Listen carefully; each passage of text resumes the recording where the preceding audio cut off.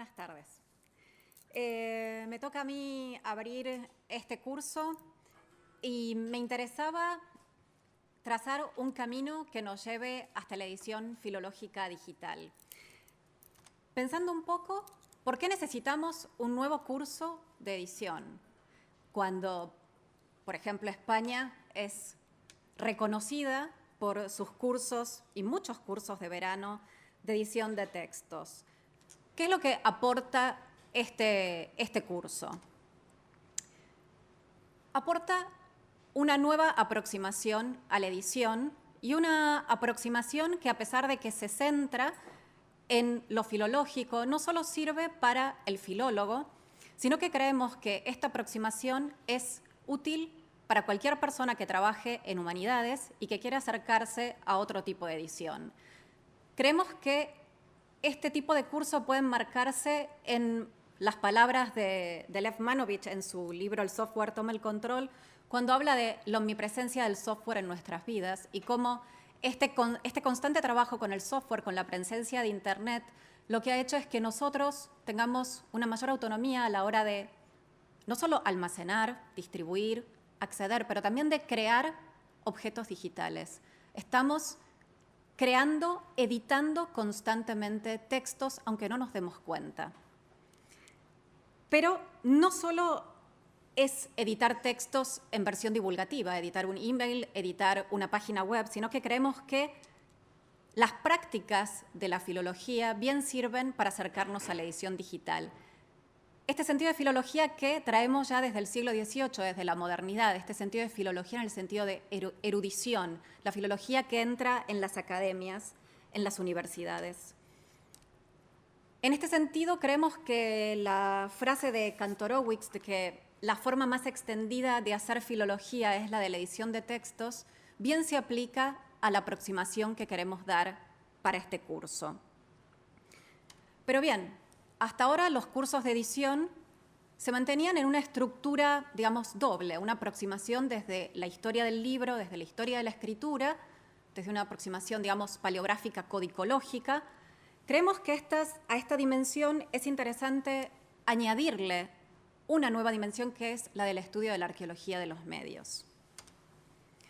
Si para la historia del libro podemos nombrar obras como la de Svendal o Hipólito Escolar, entre otras, o Millares Carlo, tan conocido por la mayoría de nosotros para la paleografía, Kittler, Laurie Emerson, son nuevos autores que deben sumarse a la aproximación a la edición de textos. Porque lo que hacen estos autores es pensar que no solo la tecnología de la imprenta, sino que la materialidad de la pantalla ha transformado nuestros procedimientos relacionados con la escritura y con la lectura. E introducen un concepto novedoso e importante para todos nosotros y que vamos a manejar en este curso, que es la noción de interfase. La noción de interfaz. Como bien dice Laurie Emerson, la definición de interfaz, ella la toma de Alexander Galloway en el sentido de una tecnología, bien la del libro o de la pantalla, que actúa como un umbral entre el lector y la escritura y que también delimita sutilmente tanto el proceso de la escritura como de la lectura, que van a ser procesos que nosotros vamos a poner en práctica a lo largo de toda esta semana cuando editemos, cuando leamos, cuando escribamos, en las prácticas que hagamos a lo largo de estos días. En este sentido, me gustaría hacer una aclaración que aquí no hay un corte entre la imprenta y los procedimientos de la imprenta y el advenimiento de lo digital. Creo que en este sentido, otro autor novedoso para nosotros y que viene a incorporarse tanto como Emerson con la arqueología de los medios o como Párica es Katherine Hayles, que en How We Think desarrolla una teoría muy interesante que es la de tecnogénesis. Los seres humanos evolucionamos con la tecnología. No hay un corte. Seguimos evolucionando de la imprenta al medio digital. Así como evolucionamos y creamos la rueda y llegamos a la bicicleta y al automóvil, lo mismo sucede con los medios que hacen que podamos leer, editar, haber pasado del medio impreso al medio digital. Vamos ahora un poco ya a meternos en contenido. Vamos a empezar como a historizar para llegar en este camino a la edición digital. Evidentemente, nos movimos en un principio del rótulo, de la escritura del rótulo, de la horizontalidad del rótulo, al manuscrito medieval, donde ya tenemos una espacialidad relacionada con la horizontalidad, con el aprovechamiento del espacio, pero esto no quiere decir que los distintos soportes hayan, digamos, uno tapado a otro. Creo que esta cita de la sexta partida Alfonsí, de este texto legal Alfonsí, da buena cuenta de cómo en la Edad Media hubo un proceso lento de adaptación de ciertos materiales. El rótulo no desapareció y apareció de golpe el pergamino y el códice, sino que fueron coexistiendo tanto el pergamino, el papel, las tablas. Así dice Alfonso X que se puede copiar un texto. Esto es una cuestión muy importante porque aquí no estamos en un debate, en un enfrentamiento entre el papel, la imprenta y el medio digital, sino que estamos entendiendo o intentando entender cómo evolucionan estas materialidades y cómo coexisten. En este sentido, creo que pensar como pensamos para que el códice medieval es el resultado de un fenómeno sociocultural, una consecuencia de la interacción entre factores de tipo económico, cultural y funcional, que tomo de María Jesús Torrens, creo que bien puede explicar esta evolución sociocultural y esta interacción de lo económico, lo cultural y lo funcional para que nosotros entendamos este movimiento y cómo tenemos que acercarnos a comprender el medio digital. Evidentemente, estamos ante una evolución. En este sentido, es interesante ver cómo la imprenta fue copiando las distintas formas de los folios, de los códices, la espacialidad, el modo en el que también los incunables necesitaron en un principio copiar cómo el códice disponía de los textos a lo largo de sus folios y cómo finalmente fue la imprenta ya más moderna, la imprenta decimonónica, que empezó a poner en práctica procesos de automatización, que ya abandonó la prensa manual, que facilitó de algún modo encontrar también una cierta autonomía, un carácter diferente, una espacialidad diferente, ya bastante alejada de la del códice medieval, del incunable o de los impresos antiguos.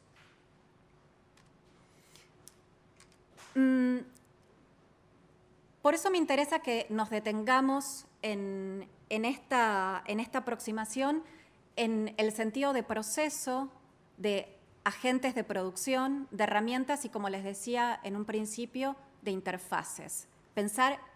en estos términos, pensar las herramientas que vamos a usar, los procedimientos que vamos a poner en práctica en estos días en este sentido. Por un lado, el concepto de escritura, la escritura como un conjunto de operaciones y procesos recursivos en los que la escritura y la lectura entablan un juego dialéctico. Este sentido de escritura siempre como sinónimo de reescritura, de posibilidad al menos de reescritura, donde, como les decía antes, intervienen procesos lingüísticos, cognitivos y culturales. Este sentido de reescritura que tiene tanto el códice, el paso del rótulo al códice y muchas veces del pergamino a la imprenta, también lo vemos hoy en día en lo digital. Por ejemplo, la Wayback Machine o el Internet Archive dan buena cuenta de cómo también el medio digital sufre estos procesos constantes y todavía mucho más agudos de escritura y reescritura constante. Hoy, si nosotros queremos saber cómo era una página web hace distintos años, bueno, entrando en el Internet Archive, lo que podemos hacer es recuperar ese proceso de reescritura, esas escrituras anteriores que, evidentemente, en las, digamos, escrituras antiguas, en lo que es la literatura medieval, es mucho más difícil de recuperar. Pero ese proceso de escritura y reescritura está siempre presente. ¿Qué podemos decir de los soportes, de estos soportes que estamos entendiendo como interfaces? Bien, si hablábamos de la escritura medieval, evidentemente, estamos acostumbrados a hacer referencia a soportes, a productos como la vitela, la piel del animal que se escribe, a las herramientas que se utilizan para la escritura, como el cálamo, la pluma, mucho más tarde, y otros elementos como los raspadores, los punzones, de los que dan tan buena cuenta muchas miniaturas medievales que nos ayudan a pensar cómo se componían este tipo de soportes. Y que evolucionan en otro tipo de soportes y de herramientas como son los que trae la prensa manual, como las cajas de escritura, los caballetes, todos los elementos que se usan para componer el impreso antiguo. Pero todo este tipo de soportes, de herramientas, también están presentes en el medio digital, aunque a veces nos cuesta pensar la materialidad del soporte digital, ya que durante mucho tiempo se hizo mucho hincapié en términos como hipertexto, hipertextualidad, en esta cuestión, digamos, casi más que intertextual que tenía la escritura en lo digital, una teoría que hizo que se perdiera un poco el sentido de la materialidad de lo digital, que está siempre presente. En este sentido, me parece muy interesante la aproximación de un estudioso, en este caso argentino, no porque tenga que ver conmigo, pero conocido de primera mano, que es Alejandro Pisitelli, que en un texto muy interesante que es Internet, la imprenta del siglo XXI, habla de la pantalla como un nuevo soporte intelectual. Pisitelli sostiene que los años de trayectoria de Internet desde el nacimiento de la web nos permiten empezar a concebir la pantalla como un soporte intelectual en el sentido de lo que fue en su momento tanto el pergamino como el papel, volver a esta materialidad. Pero la lectura en pantalla y la escritura en pantalla de muchas de las colecciones digitalizadas, en este sentido, esta es una captura de pantalla de un proyecto en el que trabajamos aquí en la UNED, que es Remetka, difiere sustancialmente de las prácticas de lectura propias de los medios impresos. Varía incluso según el tipo de pantalla empleada, sean monitores, sean tabletas. Y la lectura frente a la pantalla es siempre una lectura que transforma la relación con las obras del pasado o del presente. Es una lectura discontinua que busca a partir de palabras claves, de rúbricas, el fragmento textual del cual quiere apoderarse sin que sea percibida la identidad y la coherencia de la totalidad textual que contiene este elemento. Lo que quiero decir es que en un cierto sentido, en el mundo digital todas las entidades textuales son como bases de datos. Nosotros hacemos una aproximación al mundo digital como una gran base de datos que procura fragmentos cuya lectura no supone de ninguna manera la comprensión o percepción de las obras en su identidad singular. Por eso me parece también un autor interesante para tener en cuenta desde lo teórico, pero para que ustedes se aproximen a lo práctico desde una teoría particular, la de Rodríguez de las Heras, un investigador español, que habla en la lectura en pantalla de estas transformaciones de las formas de escribir y de leer, pero también de editar. Esto sobre procedimientos, pero también tenemos agentes de producción, como les decía. Si para la imprenta teníamos agentes de producción como los componedores, como los tiradores, que también nos habla Cervantes en el Quijote, donde nos trae todos estos personajes en este pasaje tan conocido de la segunda parte del Quijote. Lo interesante del medio digital es que aquí ya somos nosotros muchas veces componedores, correctores, editores de los textos. Y esta es otra aproximación que me parece también interesante para tener en cuenta para estos días, que es la de Javier Díaz Nossi en Multimedia y Modalidades de Lectura, donde habla también de un nuevo lector, pero también de un editor, porque el lector tiene un rol activo, el lector también es editor, que es dinámico e inmersivo, que desarrolla capacidades cognitivas avanzadas, que desarrolla un conocimiento de la organización del texto y concibe el espacio informativo de la pantalla, no solo en su longitud, sino en su profundidad. Y esta cuestión de la profundidad me parece interesante porque nos trae a lo que vamos a hacer, que es esto, que es editar por primera vez, que es ponernos del otro lado de lo que vemos de la pantalla y producir ese tipo de objetos que estamos acostumbrados no a construir, pero sí a consultar. Por eso creo que pensar cómo hemos editado hasta ahora las maneras de editar y las maneras de editar filológicas nos aproximan a entender mejor lo que es la edición digital. Por una cuestión de formación de escuela, claro que empiezo por la aproximación de la crítica textual y lo que la crítica textual, creo yo, ha ofrecido desde la filología a la edición de textos. Y claro que es casi obligado empezar con las palabras de Blecua cuando dice que la crítica textual es un arte que ofrece una serie de consejos generales extraídos de una práctica plurisecular sobre los casos individuales de naturaleza muy diversa. Pero bueno, Blecua, como siempre, no solo habla de arte, sino que también habla de una disciplina, habla la crítica textual en este sentido, el arte de editar textos, el arte principal y filológico de editar textos, es tanto un arte como una ciencia y que nos permite fijar un texto, como bien dice Blecua, generalmente literario, tal y como salió de las manos de su autor, depurándolo de las imperfecciones y de los errores que el tiempo ha producido sobre los textos.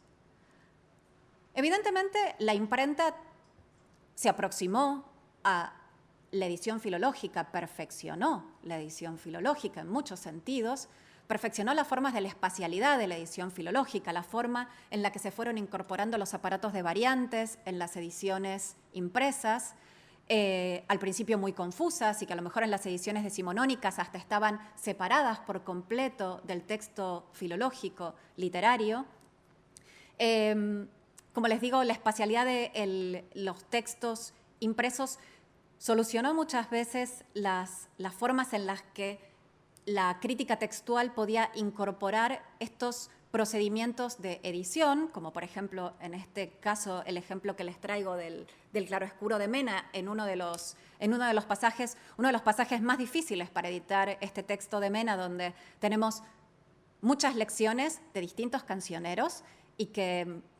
solamente por, digamos, una aproximación filológica, erudita, como decíamos en esta primera cita del siglo XVIII, donde el editor, el filólogo, tiene este conocimiento preciso del texto,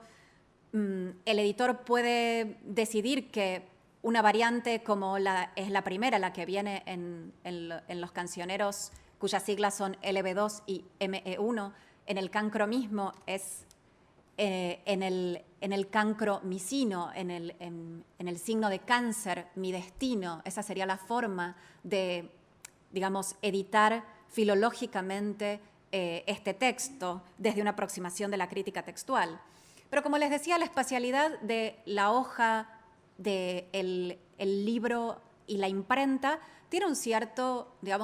límite, que es la incorporación, como les decía bien, del aparato de variantes y de estas explicaciones,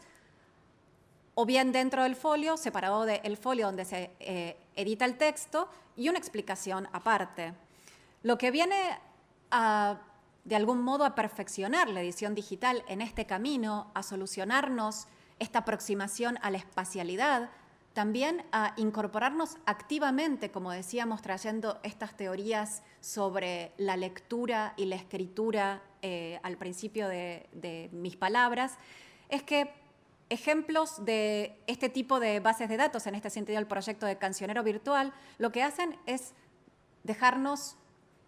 lo mismo, o sea, una aproximación similar a la que veíamos en la edición de la imprenta del claroscuro de Mena, pero de una forma mucho más activa, porque yo lo que puedo hacer al entrar en esta base de datos es comparar con un clic, comparar dos versiones y elegir las variantes, o no elegirlas, pero poder cotejar las variantes de un manuscrito y otro manuscrito al intentar aproximarme a un texto, que en este caso es el de la primera de las cantigas del Cancionero de Baena.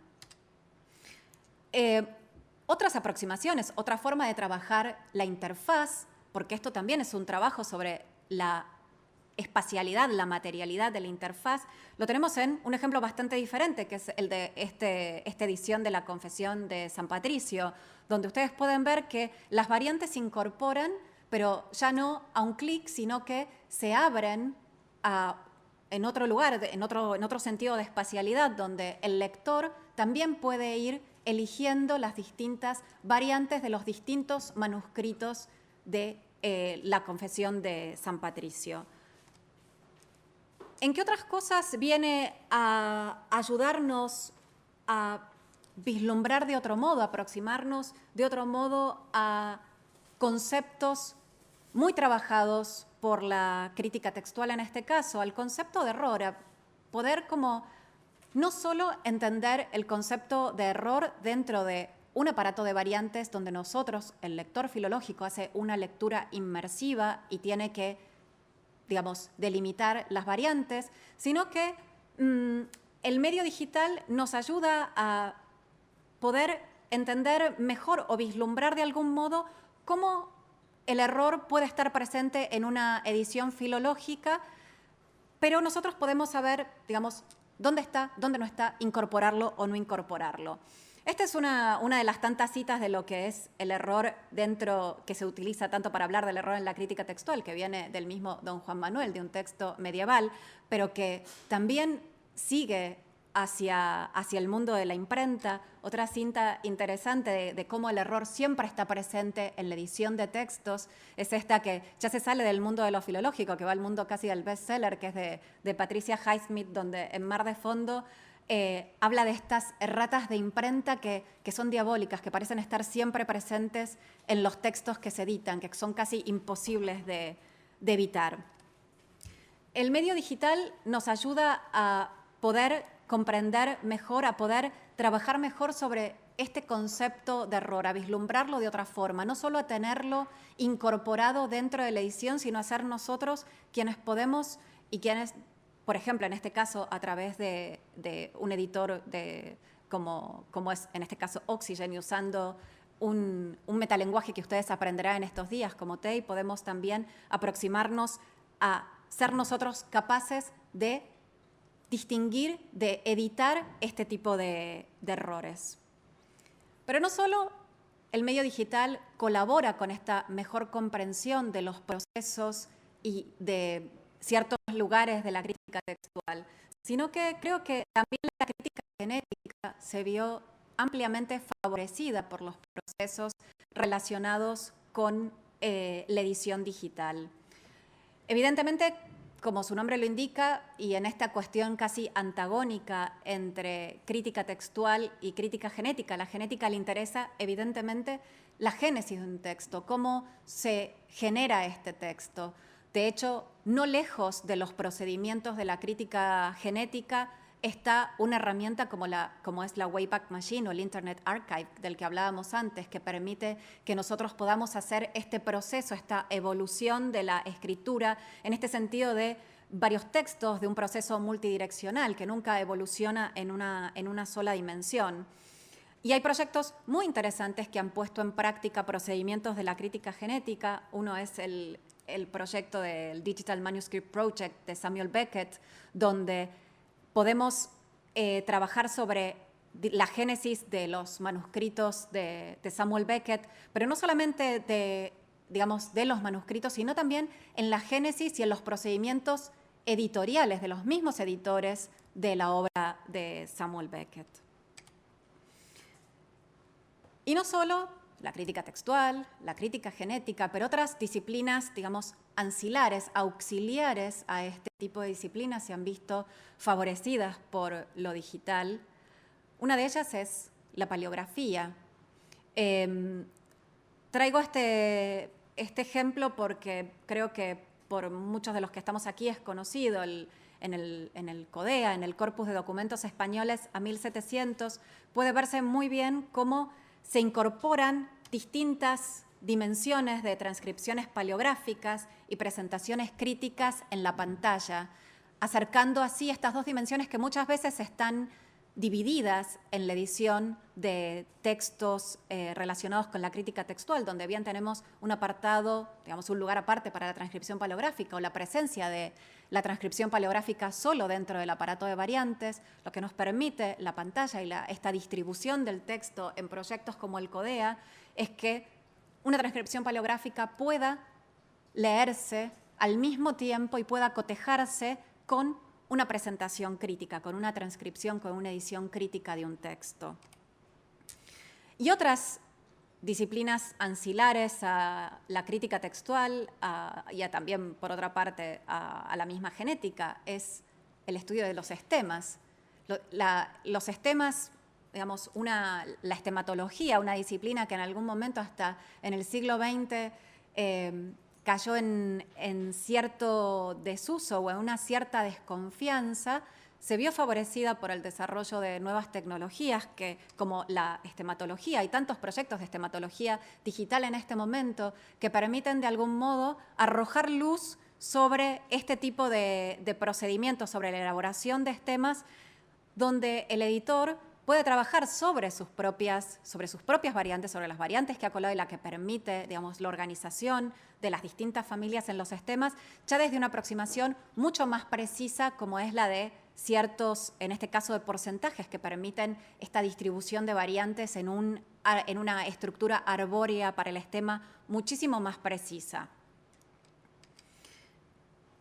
¿Y por qué no la New Philology? Todo este movimiento sobre la vuelta al manuscrito, pero no solamente al manuscrito como texto, sino al manuscrito como una entidad mucho más precisa que incorpora imágenes, que presta atención a qué pasa con las iluminaciones y cómo en el texto medieval ciertos elementos que no eran tenidos en cuenta dentro de la edición de textos impresos, donde se editaba texto y si había una iluminación no podía contarse con ella porque el editor no podía acercar esa iluminación a su edición impresa. Se ve completamente beneficiada esta teoría de la New Philology, que vuelve a poner sus ojos durante la década de los 90 sobre cómo otros elementos ajenos al texto, como las iluminaciones, terminan de hacernos comprender lo que es un texto medieval. Se ve también beneficiado por lo digital. Creo que todos en algún momento hemos entrado a alguna biblioteca digital, tanto a partir de europeana como de la misma Biblioteca Digital Hispánica, de la Biblioteca Nacional de Francia, o en este caso de Biblioteca Virtual de los manuscritos medievales, donde nosotros podemos entrar a los textos medievales, ver la espacialidad del texto, jugar, recortar distintas zonas, prestar más atención a la zona, digamos, de iluminación o a la zona textual, en tanto y en cuanto ese sea nuestro interés. Dependiendo nuestro interés, podemos hacer un acercamiento completamente diferente a lo que es un texto y a su edición. Todo esto que parece, digamos, solo ventajas, solo beneficios de la edición digital o de la digitalización, mejor dicho, también de manuscritos y de textos, porque también podemos hablar de digitalización y de edición de manuscritos modernos, como les mostraba el caso de las obras de Samuel Beckett, también implica un desafío muy grande para lo que es la edición digital. ¿Qué pasa con la edición digital dentro del ámbito académico? Evidentemente, la edición digital se presenta dentro de la academia, dentro de un espacio, digamos, de lo que consideramos como un proyecto donde ya no interviene un solo editor, como el que en algún momento podíamos pensar como Pérez Priego, el caso del claroscuro de Mena, donde hay un editor que está trabajando en la edición de distintos manuscritos, por ejemplo, y así edita un texto y lo ofrece en un formato libre, y así se distribuye, sino que estamos pensando en un proyecto a mayores, donde se incorporan muchas veces fuentes primarias y secundarias, donde se incorpora una cantidad de texto mucho mayor, donde no solamente interviene a lo mejor el trabajo editorial sobre uno o dos manuscritos, sino sobre muchos otros manuscritos, una enorme cantidad de textos, y donde empezamos a trabajar en un equipo de trabajo híbrido, donde no solamente se necesita la presencia de un editor filológico que conozca del texto, que sepa editar, que conozca bien de crítica textual, bien de crítica genética, sea cual sea su aproximación, sino que a este tipo de proyectos relacionados con la edición digital se incorporan otros agentes, por ejemplo, los programadores. He aquí una gran novedad para nuestro tipo de trabajo, un equipo de trabajo híbrido donde personas de humanidades, donde humanistas deben entenderse con personas del campo de la tecnología, dos lenguajes muy diferentes, dos aproximaciones muy diferentes al trabajo, y donde hay algo muy interesante que es cómo se produce la noción de autoría también. ¿Qué pasa en un proyecto de edición digital donde ya no está la figura de el editor? Como yo decía, en el caso, por ejemplo, del Claroscuro de Juan de Mena, editor Pérez Priego, sino que aquí tenemos a lo mejor un investigador que es editor, pero muchos otros editores que también intervienen en la edición del texto, donde se produce un trabajo de edición colectiva, algo similar a lo que Alfonso X decía que pasaba en el scriptorium alfonsí, donde se componen sus obras, donde el rey compone tanto las obras como los copistas del scriptorium, esa autoría dividida, y que hoy se ve en muchísimos proyectos de edición que apelan a este tipo de colaboración espontánea, a este tipo de coworking o coediting, donde colaboradores espontáneos pueden a su vez editar, intervenir en ediciones digitales. Esta es una noción a la que los humanistas recién ahora se están empezando a acostumbrar con este tipo de trabajos de edición dentro del ámbito de la edición digital. Y nuevos proyectos que tienen un crecimiento, una organización y una posibilidad de evolución muy diferente a la del libro, que al imprimirse así se cierra hasta que podemos pensar en una segunda, en una tercera edición. Los proyectos de edición digital crecen, son organismos vivos que mutan. Este es un caso bastante interesante, el del proyecto World of Dante. Fue una de las primeras ediciones, una edición comenzada en la década del 90, que comenzó siendo una edición en SGML,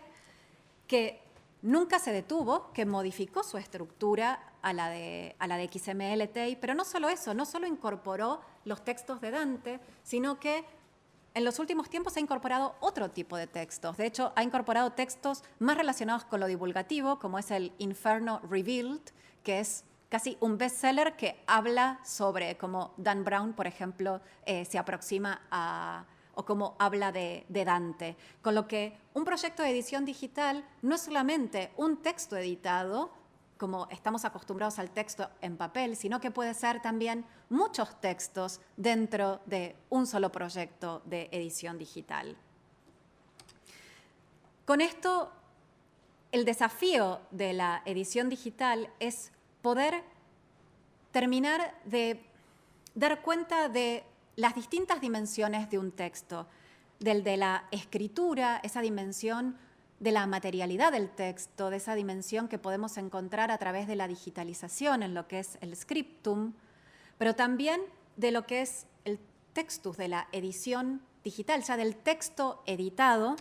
y entender todas estas dimensiones, la del manuscrito que se puede visualizar, de las distintas zonas de los manuscritos, del manuscrito como texto, del manuscrito como imagen, pero del texto también editado sobre un manuscrito, entenderlo como opus, como obra. Esa es una de las grandes ventajas que nos da, creo, hoy en día la edición digital, pero también uno de los desafíos más importantes para la edición, que es empezar a trabajar sobre esta noción de interfaz correcta, cómo elaborar proyectos con interfaces que sean accesibles a distintos tipos de lector. En este sentido, creo que a lo que ustedes se van a aproximar, que va a ser muy breve, van a ser solamente unos pocos días de esta semana, pero la idea es que entremos al texto digital de esta forma,